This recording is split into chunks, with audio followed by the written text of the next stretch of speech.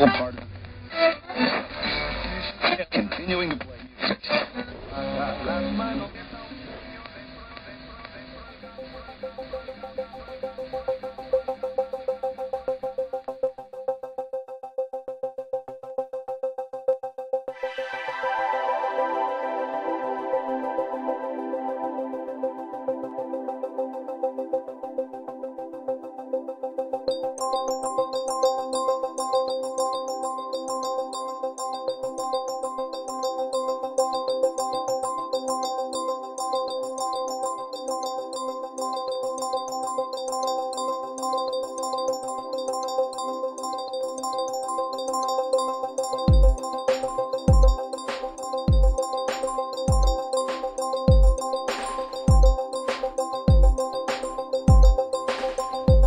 This is Silph Radio, a Pokemon podcast.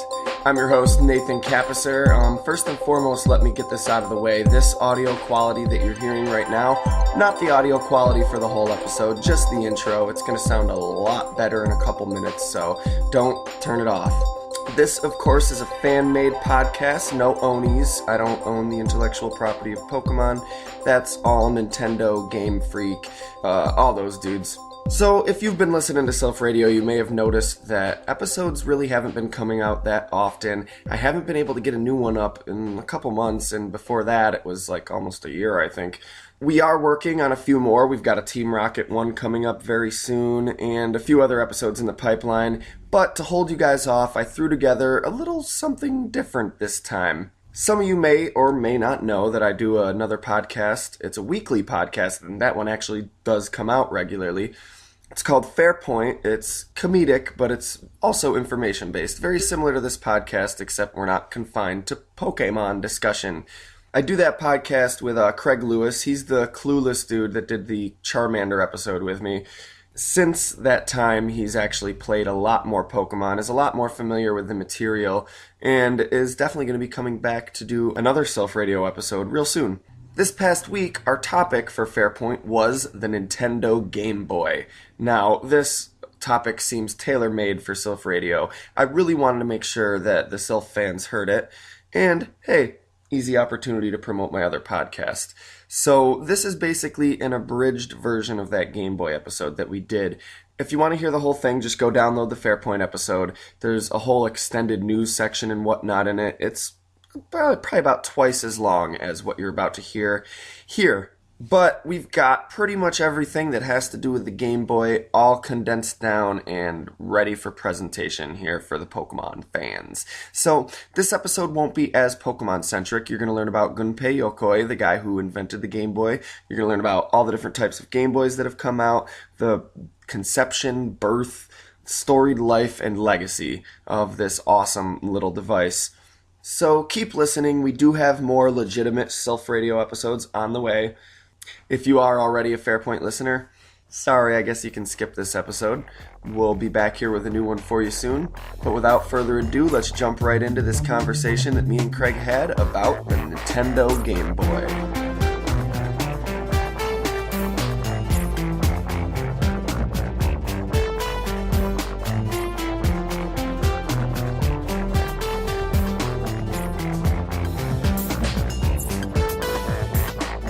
This week, we're doing the Game Boy.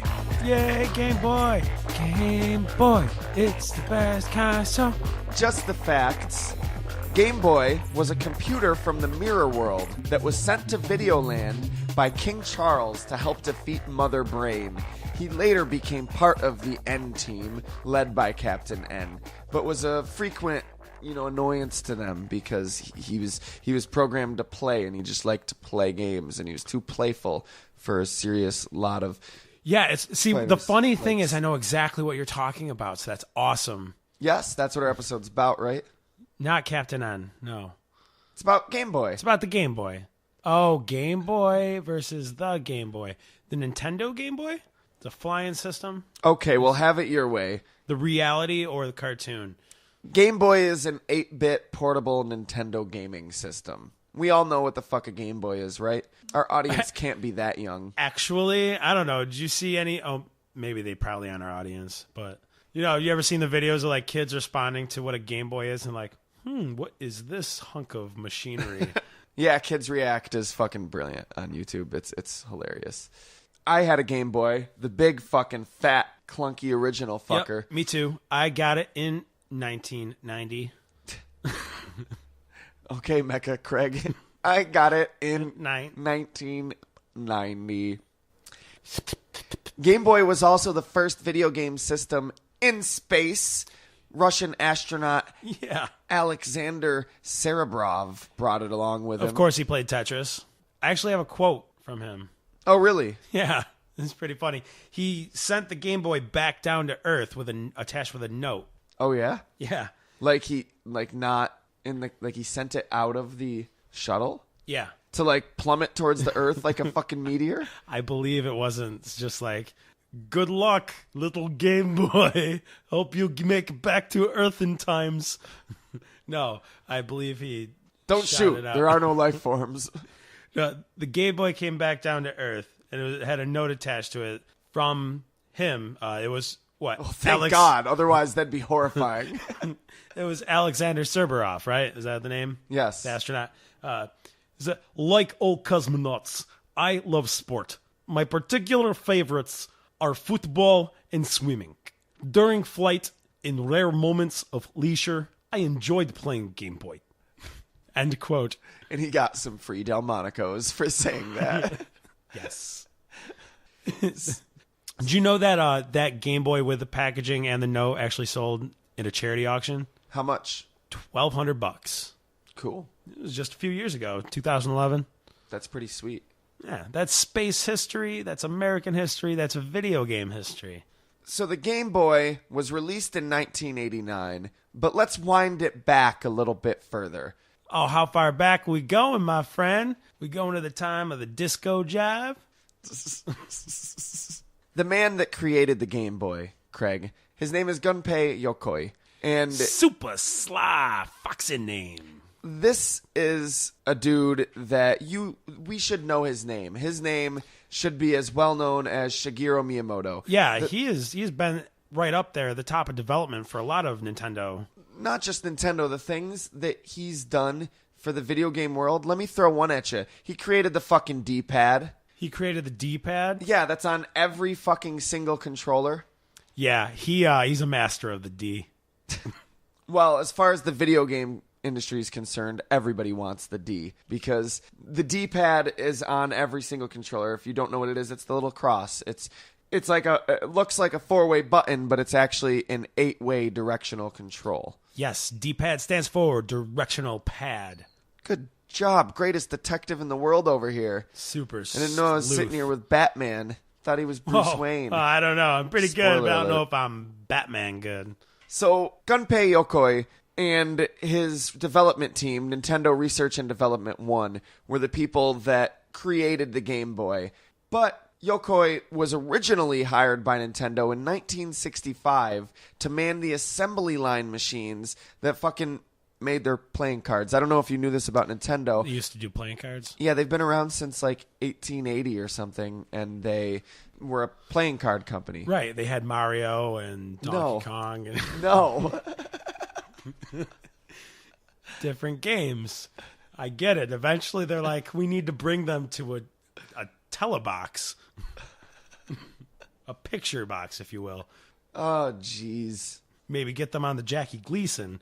So in his free time, Yokoi would design toys at home. That was his hobby and his passion. His hobby? Well, of course, he's working at an assembly line. His passion is toys. Yeah, well, one day his bosses asked him, they found out about his hobby, and they asked him to design a toy for them. So he designed this little grabby arm thing, like one of those spring, like, not like a spring, but it like compacts, kind of like the zigzag design that like you squeeze the handles and it reaches out. Sold like crazy that holiday season.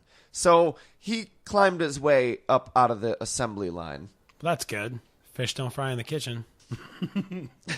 Once, though, while traveling by train, he saw this bored businessman idly playing with an LCD calculator to keep his time, and inspiration hit him. What kind of inspiration was that? Because this guy was just playing with a calculator. He thought about the LCD technology and how that could be utilized on a small, lightweight device whose battery lasts an insanely long amount of time. Yeah, but he doesn't work for Casio. To make a game. No, he works for Nintendo. He works for Nintendo. And they were really involved in toys and games. So he thought we could make something of that. So he was thinking that maybe if they did that, this businessman would buy one of these and not be so bored.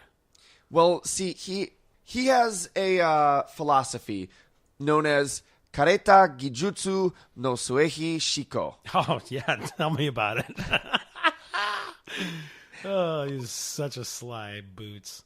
Or lateral thinking with withered technology. Basically, rather than developing new technology, work with technology that we're already really, really familiar with and find novel and innovative ways to make it fun and new. Yeah, that's real smart.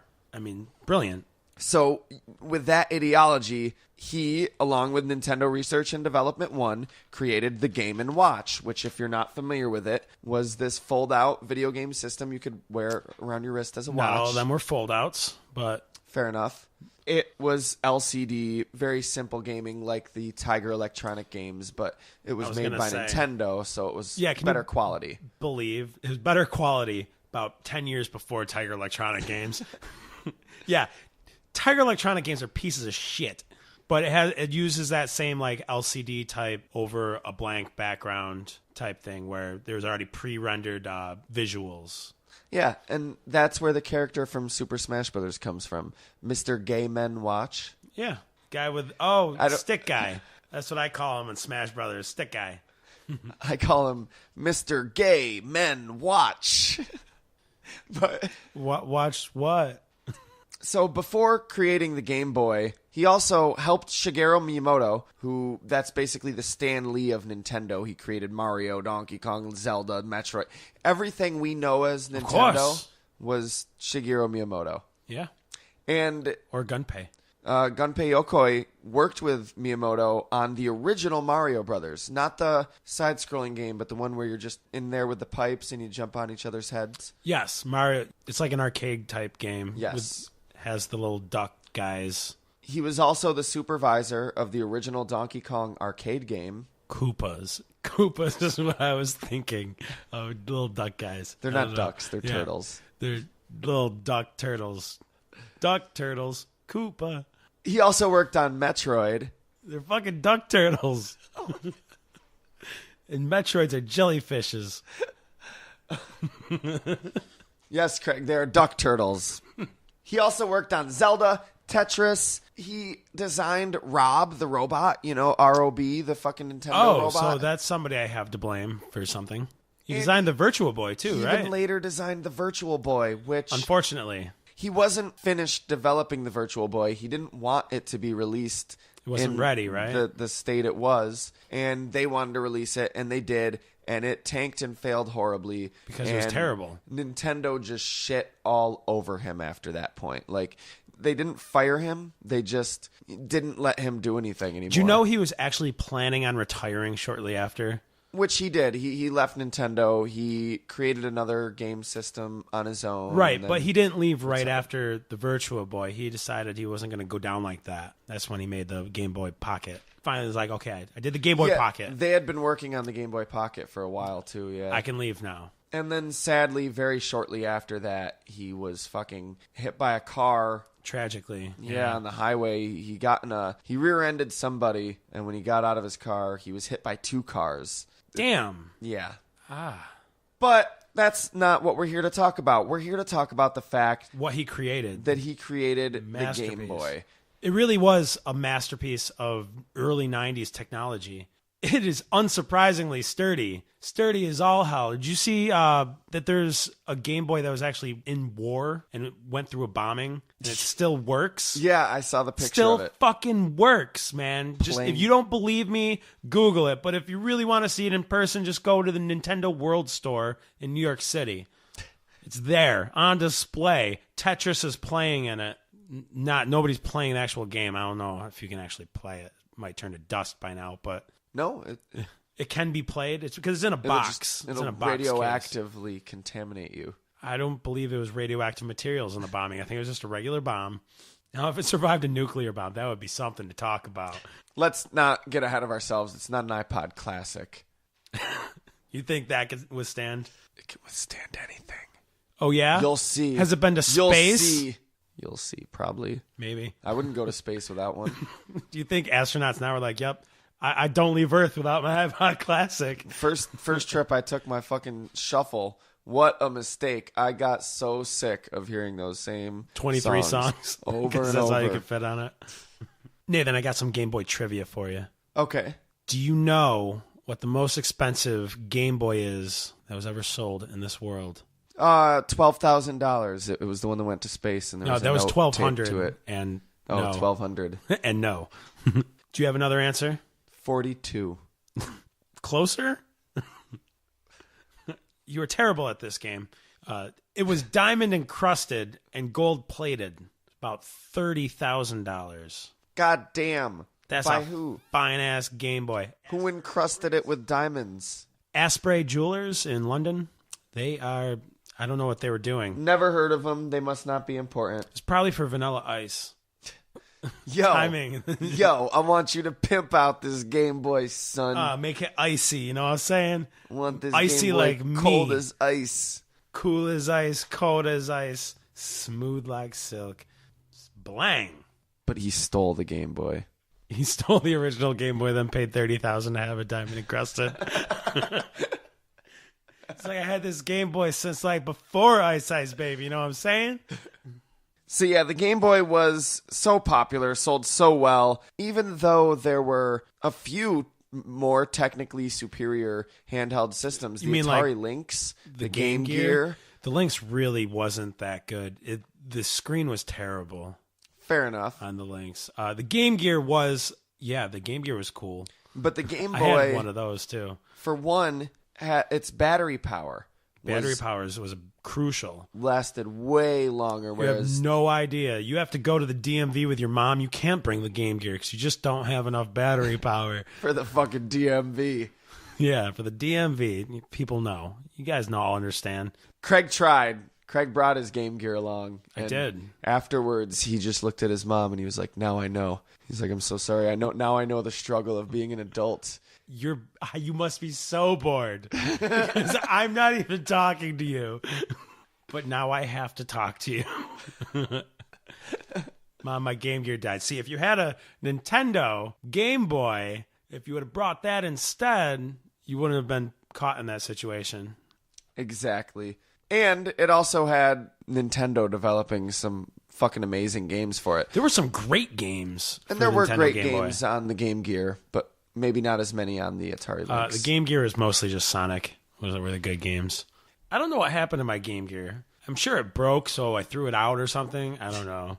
So the Game Boy launched with 6 games. That's it? Just 6 games? Well, a few of them were ports of Nintendo games. Like you've got baseball and tennis, which Was a port from the NES black box games. Yeah.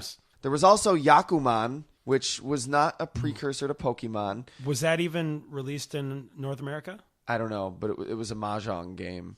So nothing too groundbreaking No, there. Yakuman wasn't even released. It was only released in Japan.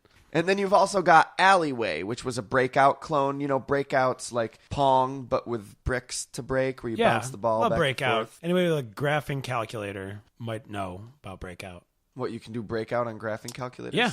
Oh, yeah. I had that on Really? my calculator, yeah. What? I had that. I had Drug Wars. I had Snake. Drug Wars? Yeah. What is that? Drug Wars? It was like a text-based game where you just like are a criminal and you buy drugs. They and had that sell on a them. graphing calculator? Like, you had to get somebody to get it on there for you. You know, Oh. you had to know. It was like one of those games that somebody made and it got passed digitally. If you were found to have Drug Wars and playing it in school, you would actually get in a lot of trouble and you'd have your graphing calculator taken away from you. I'm like, where did you get this graphing calculator? Spencer's Gifts? No, Staples. Why you ask? TI-83. Come on. And then one thing I like about Alleyway is, according to the, cover art of the game, your paddle is a spaceship you're inside of as you bounce this giant ball back and forth in space on like basically a 2D plane, because there's this 2D Right, it has to be. group of bricks coming at you that you could easily just go up and over or under. And like, this guy's job must suck. He's just has to bounce this ball back and forth and destroy Dude, are you bricks. kidding me? The fate of the galaxy depends on him. And then there's Tetris. We all know Tetris. We all know Tetris. Oh, I don't want to get sued today. Good thing you changed it up. And Super Mario Land. Oh, Super Mario Land. That was literally one of the best games ever. You think so? For it. I do. I even liked, actually, fuck it. I'm going to put it out there. I like Super Mario Land 2 better. Yeah, Super Mario Land 2 was better. It was awesome. Super Mario Land was cool. It was weird. I spent so many hours on that game. Mario travels to Sarasa Land to rescue Princess Daisy from the alien Tatanga. Ooh, Tatanga. Nothing like other Mario games, although it was gameplay-wise similar. Instead of fireballs, you threw like lead balls and like... Yeah. Well, it's lead because they were black. There was all the whole dot But they matrix bounced differently too. They did bounce differently. They would bounce straight up, and then they would keep bouncing around the room. Yeah, that is right. You flew around in a spaceship. You had all these sphinxes trying to breathe fire at you. Yeah, it was really odd. But I liked it. Fun game. But in Super Mario Land 2, you got to beat up ants. I had Super Mario Land. That was in everybody's Game Boy game collection. There's at least one game that the label's been totally ripped off of. Oh, yeah? That was Mario Land for me. Really? Yeah, I was like, oh, that's Mario Land. If people are looking, what game's this? I've never had a game that's been the label totally ripped off. You must have seen it at friend's house. Everybody's game collection has at least one. Yeah, where it's messed up. Don't worry, I'll fix it. Next time I come over and see your Nintendo collection, I'll rip the cover off one of them. What's the most disappointing Nintendo game you ever played? Can we get into this? I want to get into this right now. I have one specific one that always stuck out of my mind. It was one I got for my birthday, and I wanted so bad. And Mario's missing. Did they make that for Game Boy? Oh, you just said Nintendo. Game Boy? I meant Game Boy. Nintendo Game Boy game. There's too many to count if you're bringing in the NES into here. So what was it? Bart versus the Juggernauts. It was like the American Gladiator clone ripoff for The Simpsons. Oh, really? I never played that. Terrible, dude. And Marvin Monroe is like the commentator for some reason. You know, Dr. Marvin Monroe.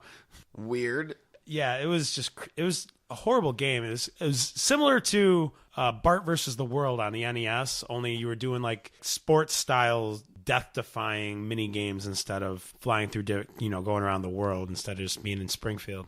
I had Super Mario Land. I had Donkey Kong, which was like the arcade game, but I think it had way more levels. It obviously had way more levels. Obviously, yeah. And it was really fun. It was one of my favorite Game Boy games. So you had Donkey Kong? Yes. I also had We're Back. Do you remember the movie We're Back? Yeah. I have that on VHS. Goodman was the T-Rex, right? Yes. Yep. It's a pretty awful Terrible video game. They're going to say movie. Terrible movie. And the video game's even worse. You run around and you throw boxes of the cereal at the bad guys that are trying to kill you. So it just makes them happy and stupid. You don't actually kill them. It's so dumb. I had Kirby's Dream Land, which was another great game. I've actually never played a Kirby game in my life. They're good. Always thought he was a white guy. Turns out he's pink. Turns out he's a little pink puffball. Little pink I always puffball. thought he was just a white guy, like Bill Maher or Adam Sandler. No, more like Kevin James. Because he's fat. Get it? Kevin James will get it. That's the only kind of jokes he knows how to make anyways. I also had the Game Boy Tamagotchi, which, as a fan of virtual pets, it was dope. You could care for 3 at once. There was a bunch of, it was better graphics. There was all sorts of new shit you could do. I got Tamagotchi in my Game Boy, son. Get on my level. 3 at once. Can you do 3 at once? Oh, yeah, only if you got 3 separate little keychains. Oh, wait, hold on. They're sick. No, just hold on a second, man. And I also had Link's Awakening, which, are you into Zelda games? I never was before. I've gotten more into them recently. In the past 10 years, I would say. Fucking love Link's Awakening. I think it's one of the best Zelda games. So good. Did they redo that game on the DS or the 3DS? You can get it in the store for like $2 or $3. Oh, okay. Totally worth the money. I think there are 5 Game Boy games that are just iconic and probably the best 5. The 5 Game Boy games that matter. The first of them being Link's Awakening. Okay. Pokemon Red and Blue. The originals. Classic. Tetris. Of course. Classic. Super Mario Land, Still classic. and Final Fantasy Adventure.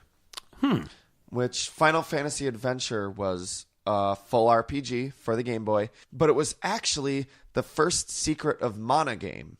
No way. But they called it Final Fantasy Adventure, because huh?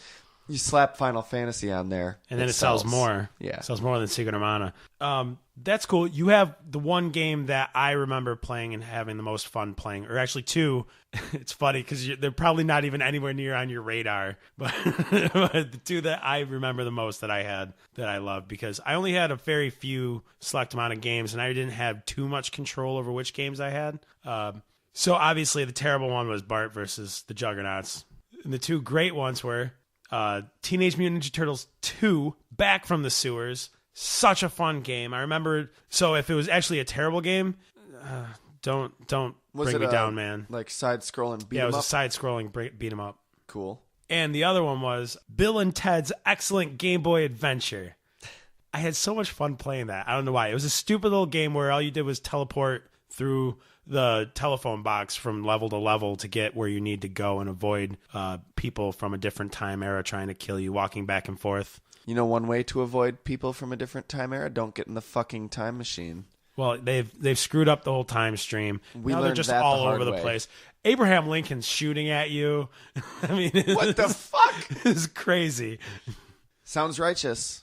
I got a little tidbit that you probably didn't know about the Game Boy.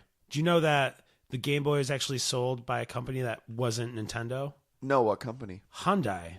What? Yeah, because there was an embargo after World War II between South Korea and Japan, so they couldn't get any imports in.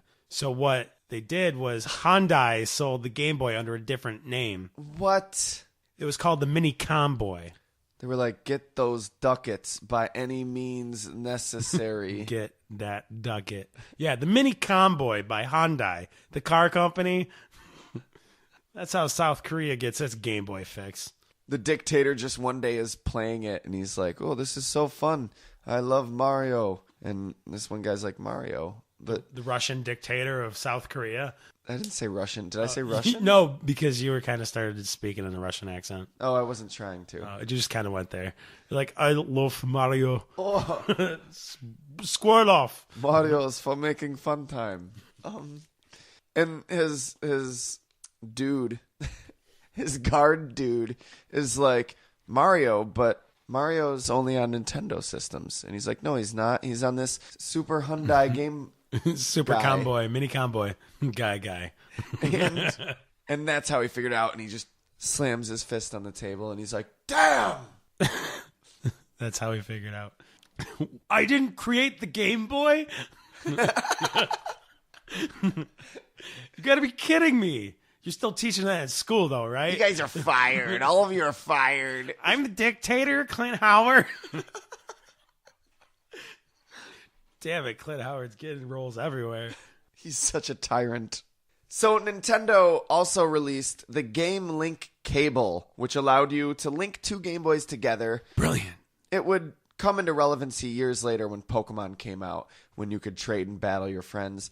But you could use it to play... Well, at first you could play Tetris together. Yeah, totally. And there was extra stuff that could get you to play 4 players in other games. Dude, did you know there is a Game Boy game Did. that supports 16-player games? No. Yep. No, what is it? One Was this a game. LAN party Pretty much. with the Game Boys? Dude, it really was. Faceball 2000. I don't know if you remember that. I remember, for some reason, I remember the cover. Yep, with the little smiley Yeah. face and the crosshairs. Yep, Yeah. That's all I remembered as well. It was originally a PC game. It was FPS, first-person shooter, and you'd wander through this 3D maze, and everyone would appear as floating smiley faces of different colors, and you'd shoot each other. So that was like the original 007. Sure. Bond. yeah. Smiley face Bond. You could play 16-player games on your Game Boys. With 16 Game Boys, and I imagine a That could be a pretty hefty capture the flag you ton get of going. cords. But the link cable, though, I am such a hardcore Pokemon trainer at heart. When I was in middle school, I would wear my link cable as a necklace. Ugh. Just in case I needed it. Ugh. I never actually owned a link cable. I never actually played a Pokemon's game until like 2010. This is sad for me, actually, thinking back on it. I felt like I was too old for it, but I don't know. Weird. Anyways, the link cable, brilliant. You know what else was brilliant? Some of the other accessories.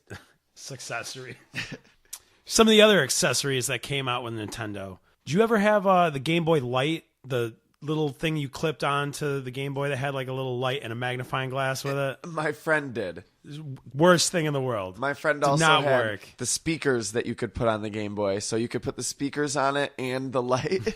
Did not work. Had this huge... And then there was another one that had like a magnifying glass drop down. Yeah. Did not work. Not at all. It was not good. Did you have the official Game Boy carrying case? The Nope. big plastic thing. You know what I'm talking about, though? Looks like a rectangular lunchbox almost. Okay, that's what I imagined. Yeah, it's filled with a bunch of foam, and there's like a slot for like 15 Game Boy games, and then for the Game Boy itself, room for one accessory. Was it shaped like Darth Vader's head? No. Then I'm not interested. Next accessory. Damn, you cold. But then in 1994, the ultimate accessory was released, the Super Game Boy. Yeah, because who didn't want to take their Game Boy games that they were playing in the cars and actually want to play them on consoles? It was awesome, dude, especially You could play Tetris on a Super Nintendo. Yeah, but it was better with the advent of Pokemon and stuff like that. Because sometimes you do want to not use up 4 AA batteries when you're going to play Pokemon for 20 out of the 24 hours in a day. Oh, wow, man. I was not allowed to stay up that late.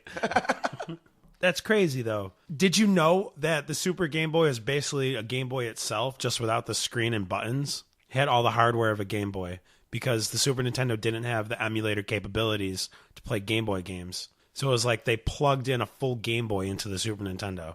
Yeah, that's crazy. That is really cool. I had one of those, and it was awesome. Actually, my first experience with the Pokemon game itself. See, Your first Pokemon experience was on a Super Game Boy? Yes. Wow.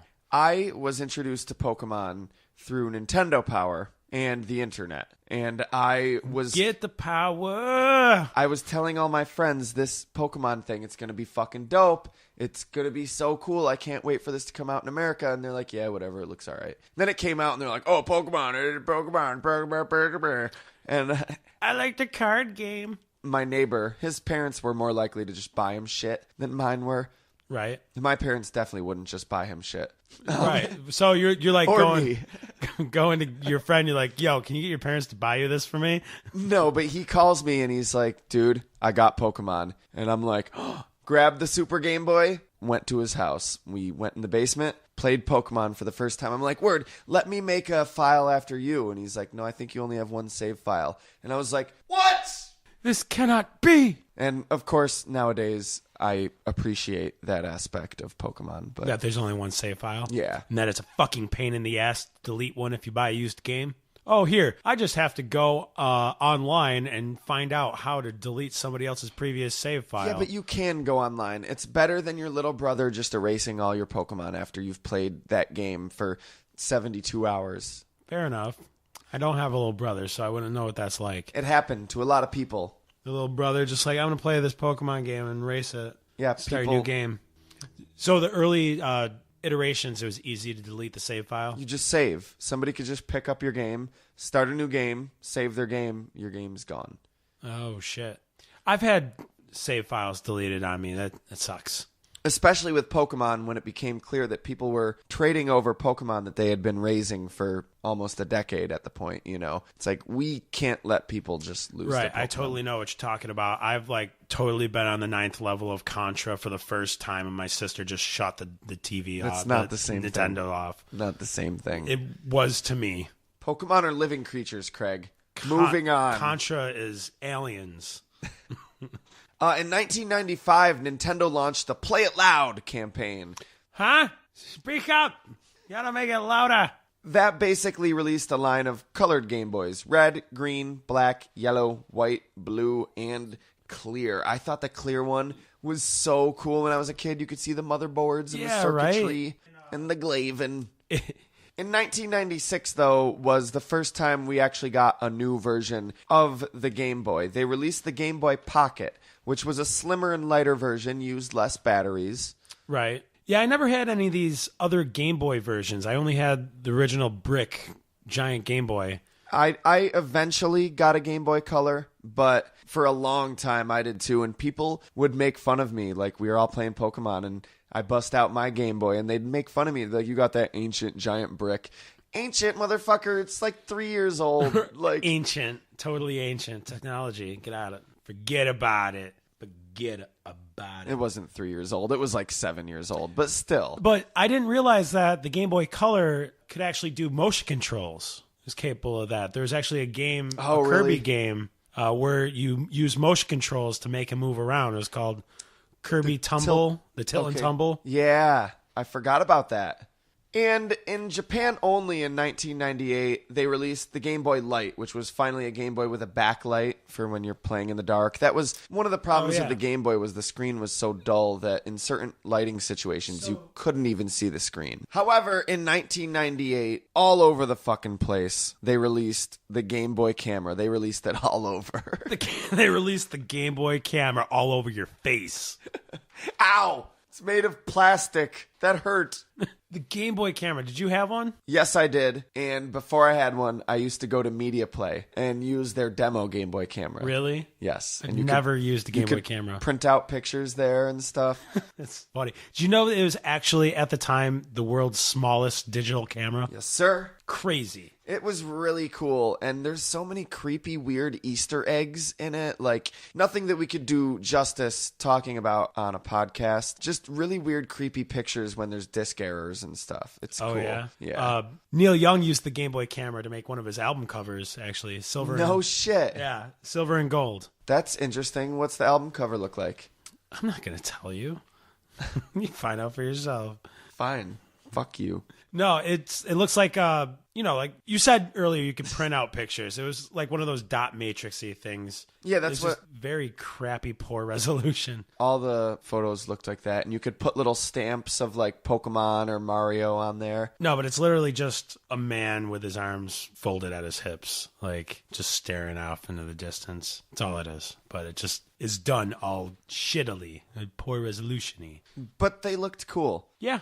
And I got an app that can make my pictures look like a Game Boy camera did it. That's cool. That's awesome. Yeah. And you could also play games with your face, like on the character. Like, it was the first version of Mii's. Oh yeah, like you could do that with the DSs now, right? Yeah, absolutely. But the ultimate Game Boy accessory was released, also only in Japan, sadly, in 1998, the Game Boy Pocket Sonar. Did you say pocket sonar? Yes, sir, I did. An For actual fishes? sonar attachment. You put it on your Game Boy. It can locate fish up to 65 feet underwater. And it gives you this little sonar display on the Game Boy screen. That was crazy. Like, It also came with a little fishing game installed in it, too. fucking So while you're what? bored as fuck fishing, looking for fish, you can play a game where you're actually catching fish. But all you find is Magikarp. Oh man, if all you need's one, turn into a Gyarados, you're good. A little bit later in 1998, they released the Game Boy Color. Right along with the release of Pokemon Gold and Silver. Right. Now this was the Game Boy that actually had color in it, right? Like it was a colored screen. Yeah. Or was it just the color of the actual game? Because the original Game Boy, it wasn't black and white. It was this pea green color. They could display 3 different shades of green. That was it. Right. And that was they used green because that tested the best against any other colors with the dot matrix.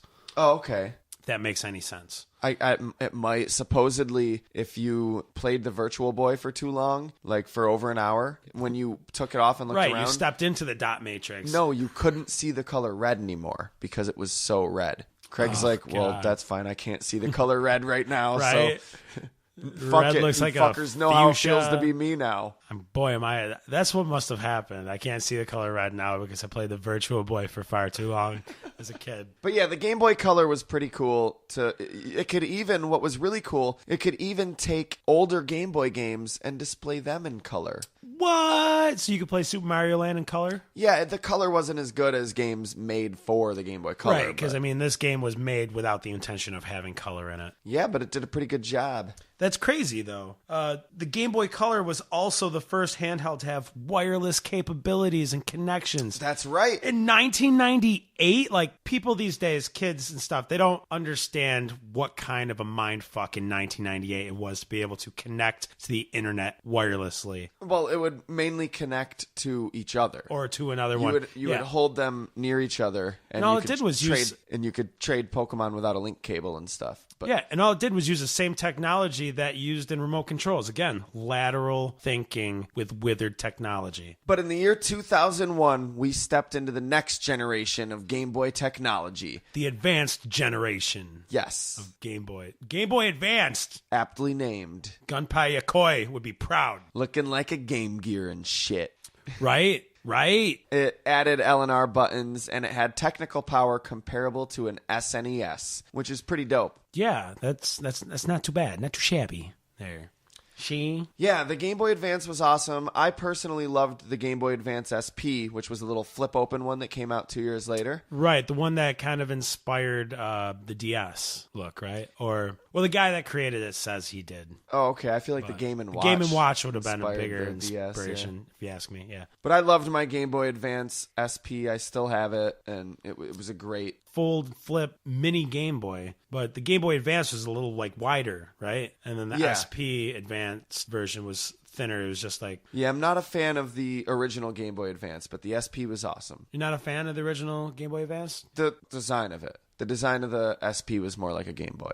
I guess, yeah. They also released in 2005 this tiny, tiny little Game Boy Micro. It was like I wasn't done with tiny Game Boy Advance. It is a Game Boy Advance. Okay. So I think we're good. It was literally like a tiny little Game Boy. It was Little a Game mini Boy Game Boy, Advance. little mini Game Boy, cute little mini Game Boy. Yeah, dude, it is tiny. I didn't even know this thing existed. How tiny is it? Dude, like 1.5 times as big as a Game Boy Advance game, I think.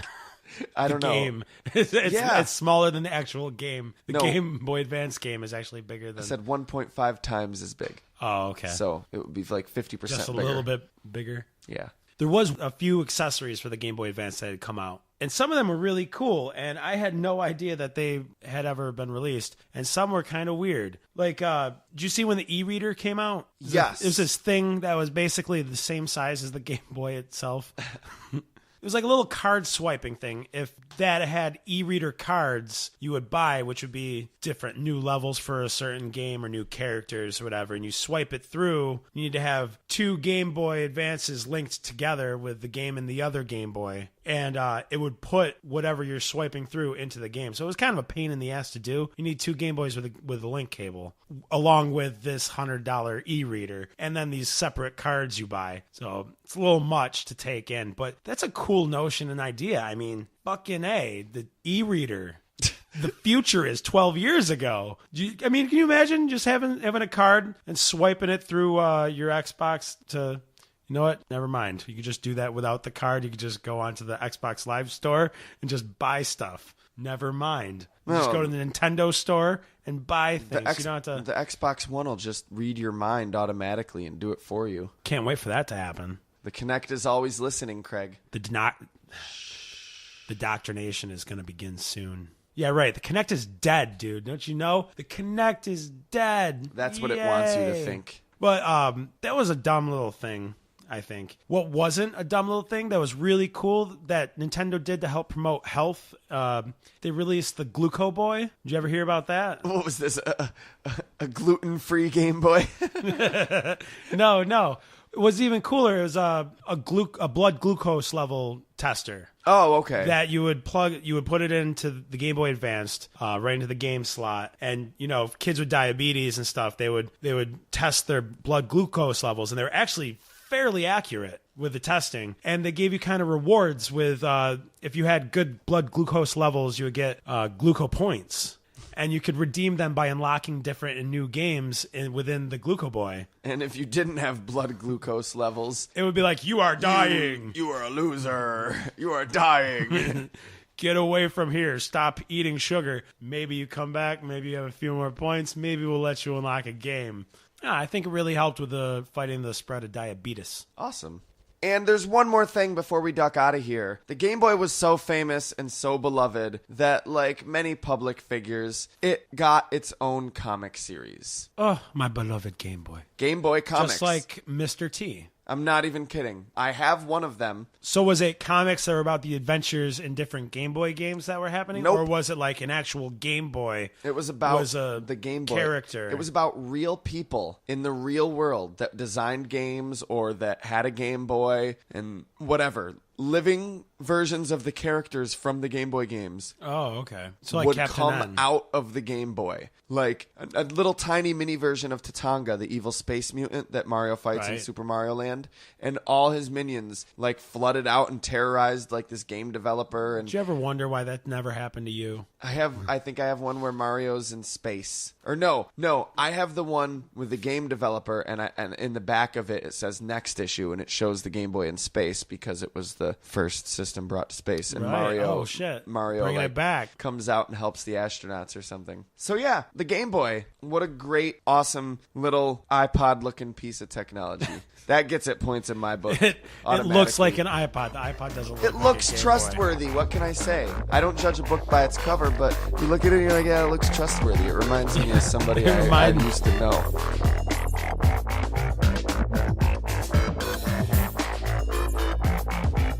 And that was our Game Boy episode. If you enjoyed it, please go check out Fairpoint Podcast. I guarantee there's more topics there you'll like. I mean, hell, in this very episode, on the full episode on Fairpoint, we talk about a 9-foot-tall crocodile that walked on its hind legs. If you're into Pokemon and you're not into that, who the fuck are you? For more updates about new Silph Radio, go like us on Facebook, Silph Radio Podcast. For more updates about Fairpoint, go like us on Facebook, Fairpoint Podcast. Or just do it to give us a confidence boost. You know, I could really use the confidence boost, and it helps keep this podcast going because we don't make shit off this, son. Wherever you're listening to this, whether you're downloading, streaming, whatever, please subscribe. There's got to be a subscribe button. That way you won't miss the next episode of Silph Radio. Team Rocket, we've got Justin Addison coming back on, good friend of mine. You can hear him on the Squirtle episode. And next week on Fairpoint, we're talking about pi. Yeah, 3.1415, what the fuck ever. So, as always, thanks for listening. I will talk to you next time. From the Secret Room, I'm Nathan Kappesser. Enjoy your fucking week.